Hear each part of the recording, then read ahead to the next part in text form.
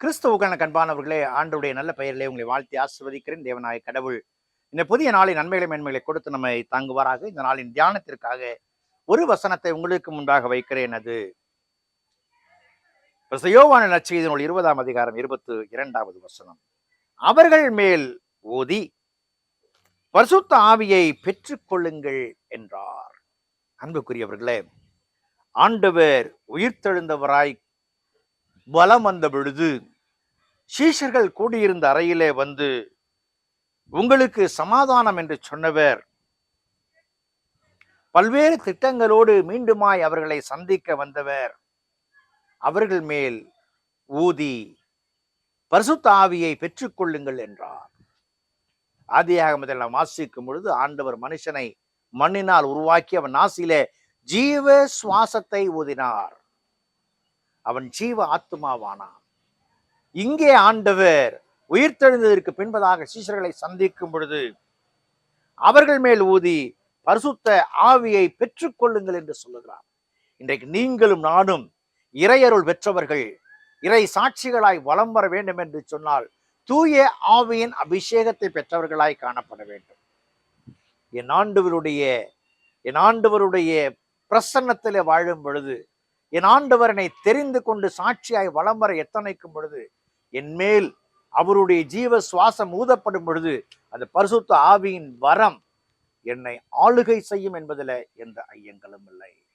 என் ஆண்டவருடைய ஆளுமைக்கு என்னை அர்ப்பணிக்க காத்திருக்கிற வாழ்க்கையில ஒரு வெற்றியின் வாழ்க்கையை பெற்ற பிள்ளைகளாய் காணப்படுகிறோம். பாருங்கள், பெற்றுக்கொள்ளுங்கள்.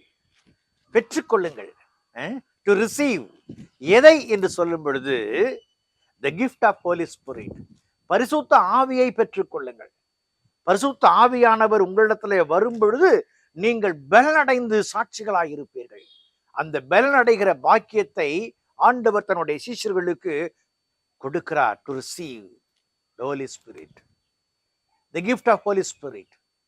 இன்றைக்கு ஆண்டவர் அதே பரிசுத்த ஆவியை உங்களுக்கும் எனக்கும் தர ஆயத்தமாக இருக்கிறார். இரண்டாவதாக ஆண்டவர் எதை பெற்றுக் கொள்ளுங்கள் என்று சொல்லுகிறார் என்று சொன்னால் எம்பவர்மென்ட் ஃபார் த மினிஸ்ட்ரி.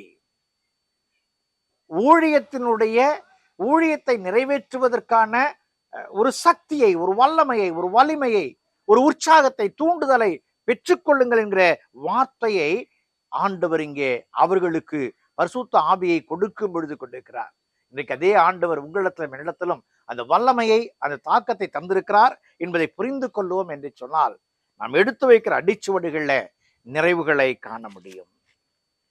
ஆண்டவர் மூன்றாவதாக இதுல எதை பெற்றுக் கொள்ளுங்கள் என்று சொல்லுகிறார் என்று சொன்னால் நியூ லைஃப் அண்ட் அத்தாரிட்டி. நம்முடைய பழைய தன்மைகளை மாற்றி புதிய தரிசனத்தால் பிடிக்கப்பட்ட பிள்ளைகளாக இறைவனுக்கு உகந்த ஜீவியத்தில நிறைவேற்றுவதற்காக என் ஆண்டவர் புது வாழ்வையும் புதிய அதிகாரத்தையும் தருகிறார். பரிசுத்த ஆவியை பெற்றுக்கொள்வது ஆதாயத்திற்காக அல்ல. பாருங்கள், அப்போஸ்தலர் நடவடிக்கைகளின் புஸ்தகத்துல சைமன் என்கிறவன் பரிசுத்த ஆவியின் வரத்தை விலை கொடுத்து பெற்றுக்கொள்ளலாம் என்று முற்படுகிற சூழலை நாம் வாசிக்கிறோம். அப்படி அல்ல. என் ஆண்டவர் கொடுக்கிற அதிகாரம் இறை வல்லமையோடு இறைப்பணி நிறைவேற்றுவதற்காக அதை செய்ய நாம் முற்படுவோம் என்று சொன்னால் என் ஆண்டவர் என்னை வல்லமையோடு பயன்படுத்துவார் என்பதில் மாற்றமில்லை. அவர்கள் மேல் ஊதி பரிசுத்த ஆவியை பெற்றுக் கொள்ளுங்கள் என்று சொன்னார். இன்றைக்கும் அதே வார்த்தையோடு ஆண்டவர் காத்திருக்கிறார். பெற்றுக்கொண்டு அவரை பிரதிபலிக்க முற்படுவோமா? ஜெபம் செய்வோம். நல்ல ஆண்டவரே, இந்த நாளுக்காய், இந்த வேளைக்காய் நன்றி செலுத்துகிறோம். உம்முடைய தூய ஆவியை பெற்ற நாங்கள், வெகுமதியாய் பெற்ற நாங்கள் புதிய உத்வேகத்தோடு திருப்பணி ஆற்றவும், உம் நாமத்தை உயர்த்தவும், சாட்சியாய் வாழவும் கிருபை பாராட்டும். உம்முடைய நாமத்தை ஏற்றுகிற ஒவ்வொரு பிள்ளைகளோடு நீர் தங்கி தாபரியும். கிறிஸ்து இயேசுவில் ஜெபிக்கிறோம், ஜெபங்கள் பிதாவே, ஆமென்.